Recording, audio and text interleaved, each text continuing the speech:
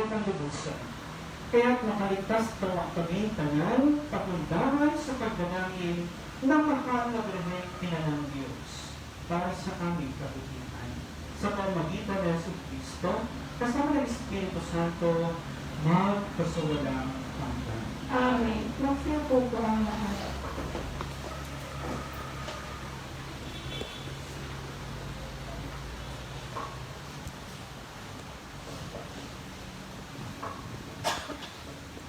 Pagbasa mula sa aklat ng Pahayag. Akong si Juan ay nakakita ng isang kasulatang nakalulon na hawak sa kanang kamay ng nakaluklok sa trono. May sulat ang magkabilang panig nito at may 7 tatak. At nakita ko ang isang makapangyarihang anghel na nagpapahayag ng malakas. Sino ang karapat-dapat na tumira sa mga tatak at magbukas sa kasulatang napalulun? Ngunit walang nasumpungan sa langit, sa lupa, o sa ilalim ng lupa, na nakapagbubukas at makatitingin sa nilalaman niyo. Buong kapaitan akong nananangis, sapagkat walang natagpo ang karapat-dapat. Kaya sinabi sa akin ng isang matanda, huwag kang manangis. Tignan mo, ang milon mula sa lipi ni Juda, ang anak ni David, ang siyang nagtagumpay at may karapatang tumira sa 7 tatak at magbukas sa kasulatang makalulun. Pagkatapos may nakita akong isang kordero na nakatayo sa pagitan ng matatanda at ng tronong na paliligiran ng 4 na nilalang na buhay. May mga bakas na nagpapakilalang pinatay na ang kordero. Ito'y may 7 sungay at 7 mata na siyang 7 espiritu ng Diyos na ipinadala sa buong sanlibutan. Lumapit ang kordero at kinuha ang kasulatang nakalulun sa kanang kamay ng nakaluklok sa trono. Nang ito'y kunin niya, nagpatira pa sa harapan ng kordero ang 4 na nilalang na buhay at ang 24 na matatanda. May hawak na alpa ang bawat isa at may gintong mangkok na puno ng kamanyang. Ito ang panalangin ng mga banal. Naawit nila ang bagong awit na ito. Ikaw ang karapat-dapat na kumuha sa kasulatang nakalulun at tumira sa mga tatak niyon, sapagkat pinatay ka at sa pamamagitan ng iyong kamatayan ay sinubos mo para sa Diyos ang mga tao mula sa bawat lipi, wika, bayan at bansa. Ginawa mo silang isang liping maharlika at mga saserdote para makapaglingkod sa ating Diyos, at sila'y naghaharig sa lupa. Ang salita ng Diyos. Sa iyong tugunan, ginawa mo kaming pari, isang maharlikang lipi.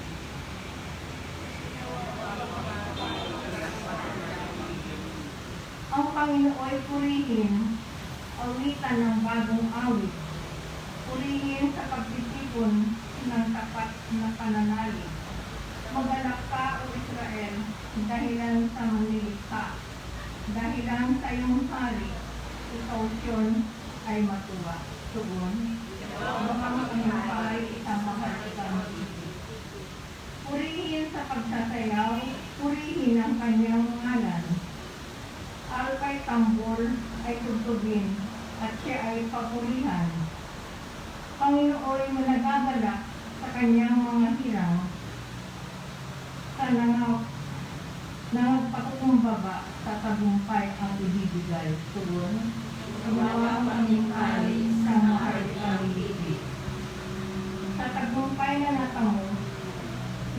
ang mga hirang. Sa kanilang pagpispita ay masaya't mag-aaulitan. Sa pagpuri sa Panginoon ay bayaang magsigawan. Ang tatanggap ng tagumpay ay ang kanyang mga hirang. Tugon, yan ang aming pari sa mahati kami.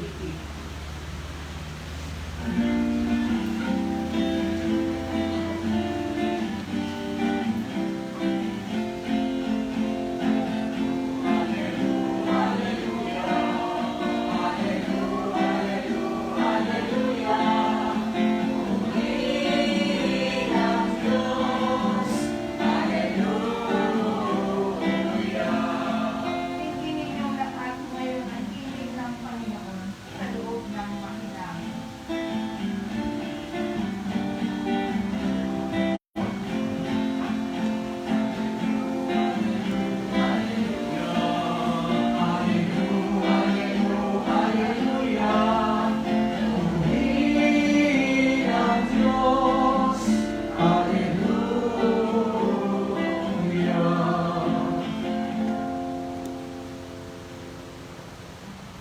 Sumainyo ang Panginoon.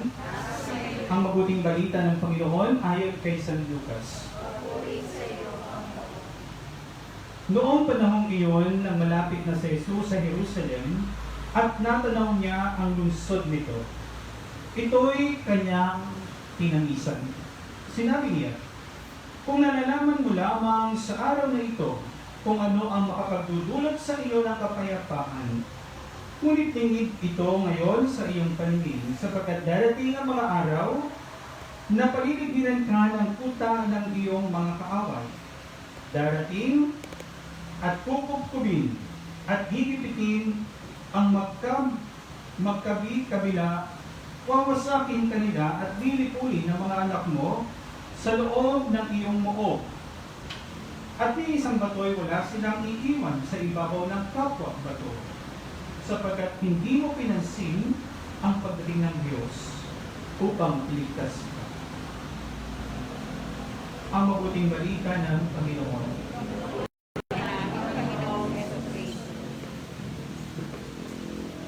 Malapit na sa lungsod ang ating Panginoong Jesucristo. At habang siya'y papalapit, tinatanaw niya ang Jerusalem. At sa kanyang pagtanaw, ito'y kanyang pinamisan. Dahil siya ay naparito, subalit hindi siya pinansin.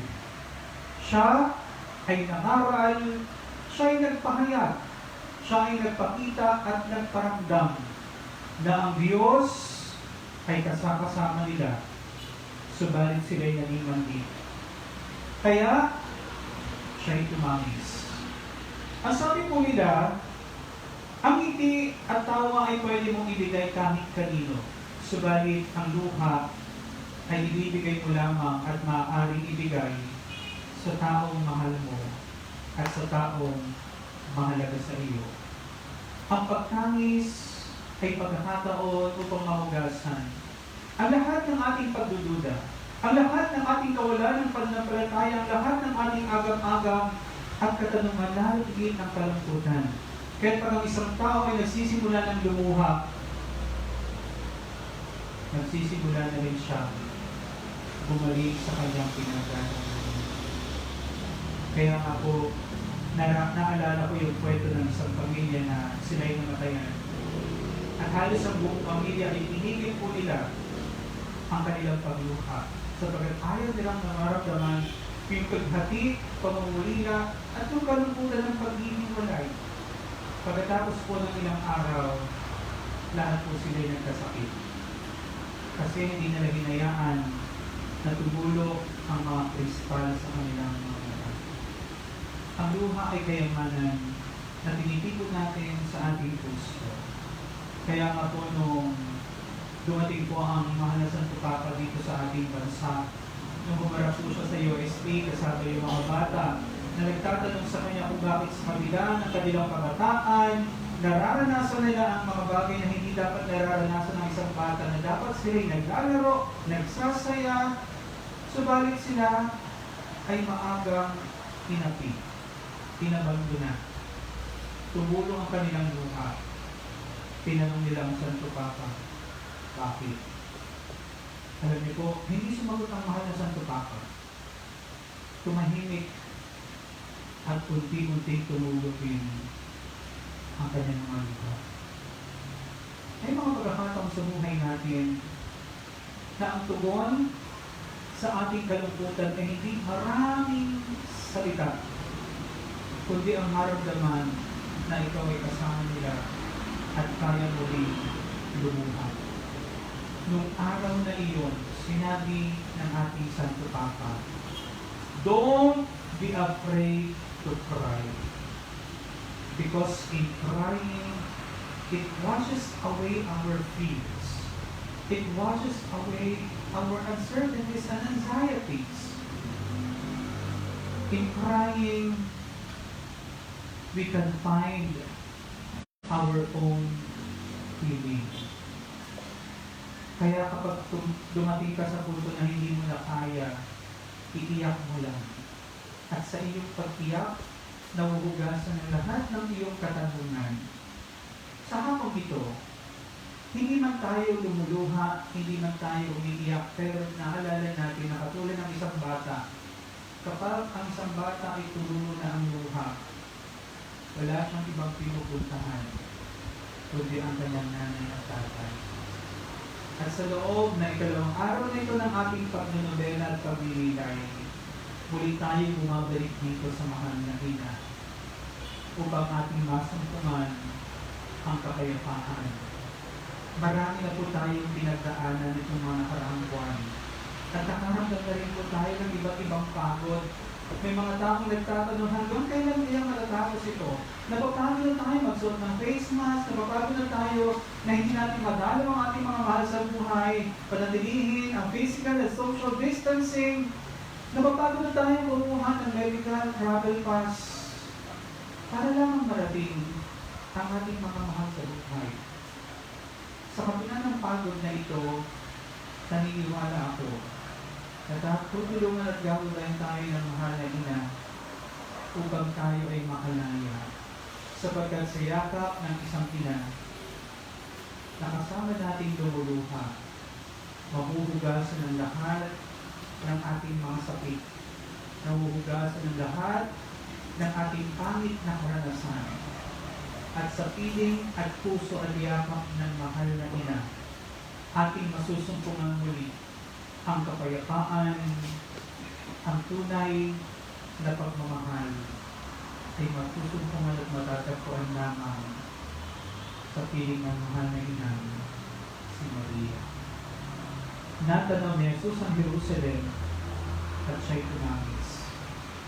Pagnilayan natin mabuti. Kung tatanawin ng Diyos ang iyong buhay sa araw na ito, ano kaya ang kanyang nararamdaman? Kung tatanawin niya kung naging ano ka at kung naging sino ka, at papasok siya sa iyong pagkatao katulad ng papasok niya sa Jerusalem, ano kaya ang kanyang mararamdaman? Ipagdasal natin na hindi luluha ang Panginoon dahil sa sakit, kundi luluha ang Panginoon dahil sa saya na ang kanyang anak ay nagbago na, na ang kanyang anak ay natutunan. Amen.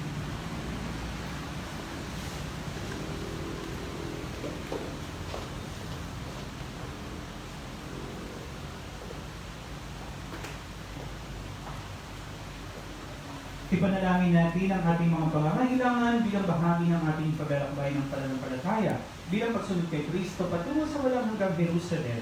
At ipinangakong mamanalangin natin ang ating pong itutugon. Panginoon, magdamanawak namin ang iyong presensya. Panginoon, manawa namin ang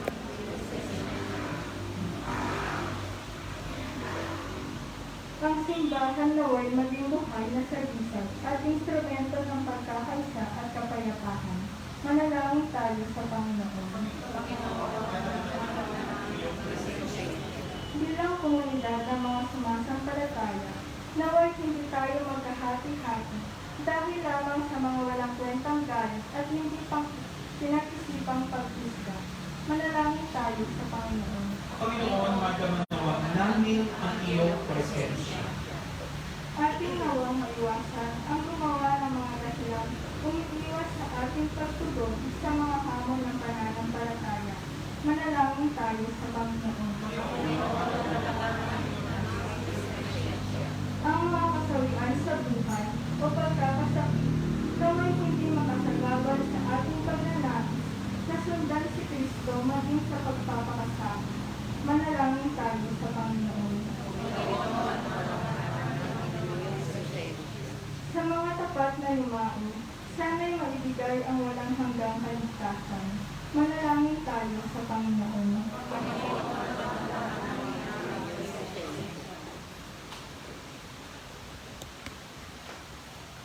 Ipanalangin po natin ang misa pasasalamat ng Ferrer family at kayo din sa mabilisang pagaling ni Ate Chona Yap at sa lahat ng ating mga mahal sa buhay na may karamdaman at mga pumanaw na ating ipanalangin sa Panginoon.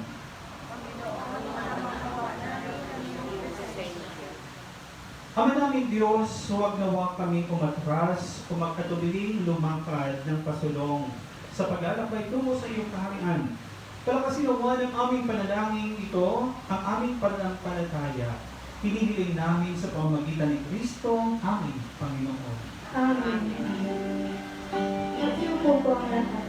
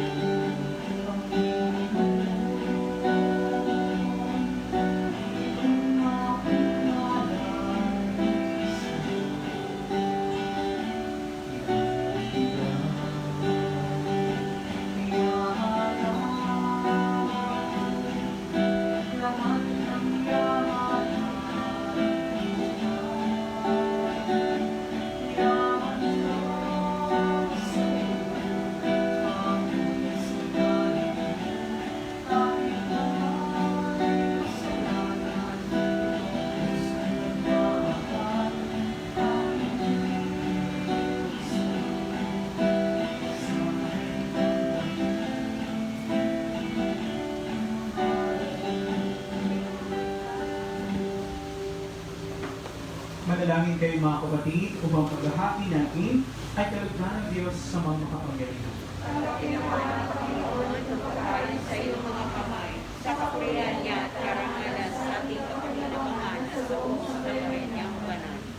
Ama naming lumikha, ang iyong nagkatawang taong anak ay tumulong nawa sa aming paggawa upang siya na iniluwal ni Maria nang di bumabas kundi lalong nagpaganap sa pagkaberhen ay magpagindapat na kalugdan mo ang aming paghahati sa ikapagpapatawad ng mga kasalanan sapagkat siya ang Panginoong kasama mo at ng Espiritu Santo magpasawalang hanggan. Amen. Sumainyo ang Panginoon. At sumaiyo Tingin sa Diyos ang iyong puso at diwa. itinaas na namin sa Panginoon. Pasalamatan natin ang Panginoong ating Diyos. Marapat na siya ay isalamatan.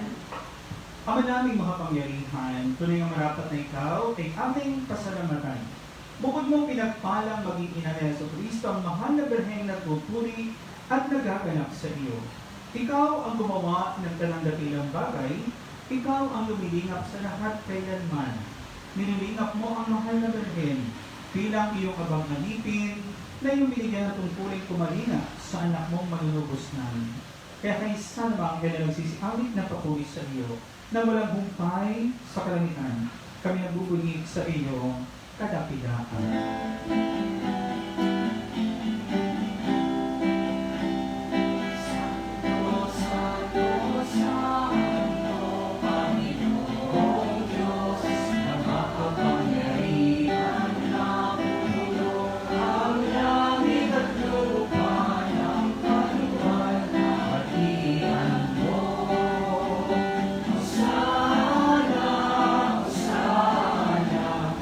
Sana sa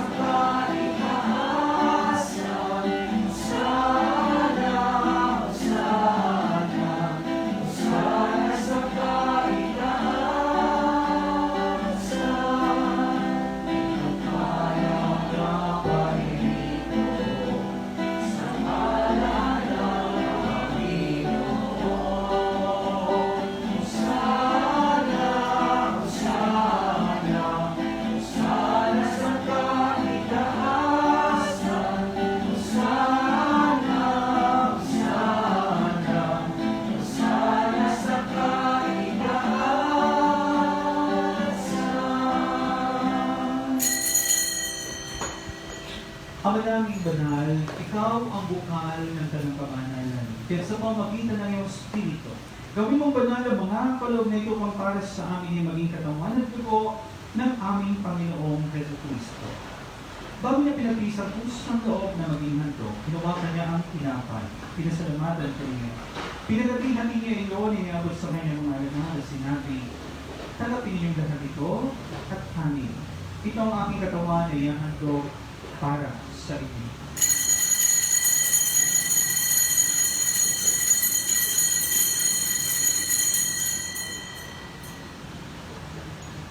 Gayun din naman nang matapos ang hapunan, kinuha kanya ang kalis, muli kanyang pinasalamatan.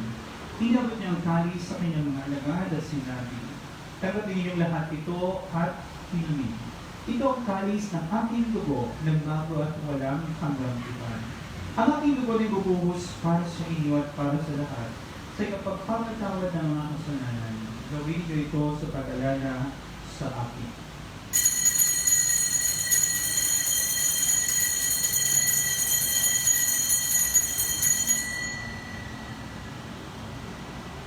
Ang misteryo ng pananampalataya.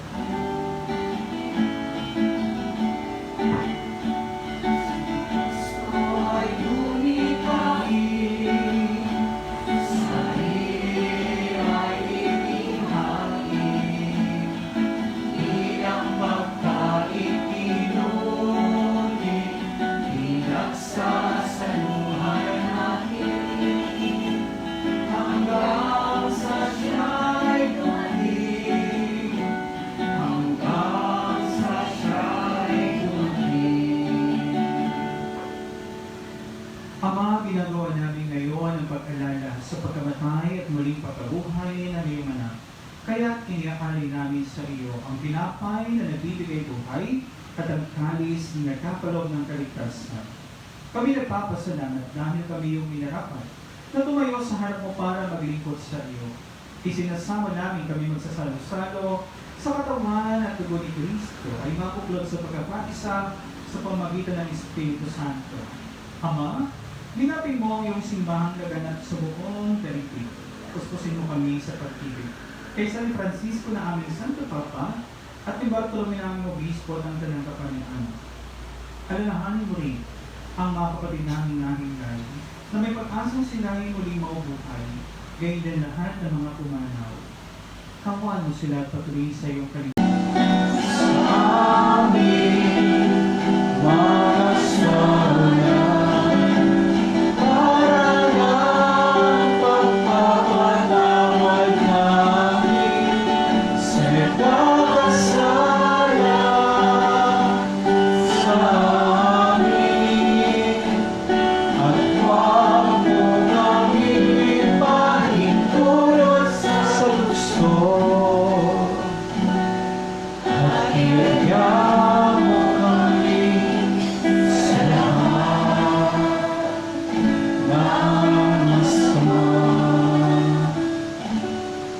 Hinihiling namin kami Diyos sa lahat ng masama, pagkalooban ng kapayapaan, araw-araw, iligtas sa kasalanan at ilayo sa lahat ng kapahamakan.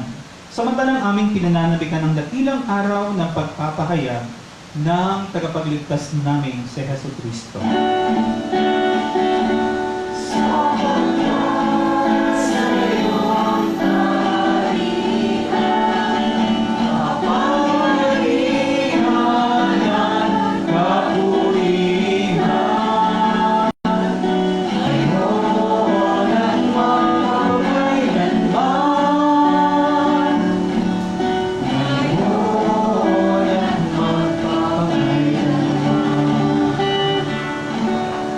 Panginoong Jesucristo, sinabi mo sa iyong mga apostol, "Kapayapaan ang iniiwan ko sa inyo. Ang aking kapayapaan ang binibigay ko sa inyo. Tunghayan mo ang aming pananampalataya at wag ang aming mga pagkakasala. Pagkalooban mo kami ng kapayapaan at pagkakaisa ayon sa iyong kalooban, kasama ng Espiritu Santo, magpasawalang hanggan. Ang kapayapaan ng Panginoon ay laging sumainyo. At sumayo. Magbigayan kayo ng kapayapaan sa bawat isa.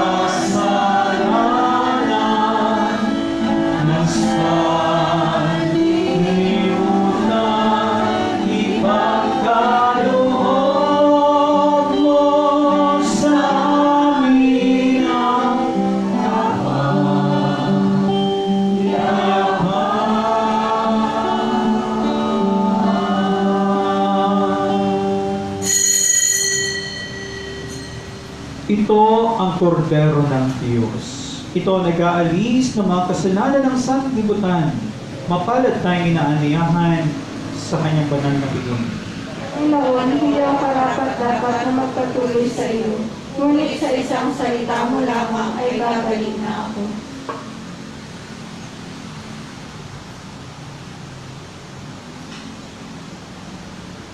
Ang katawan at dugo ni Kristo.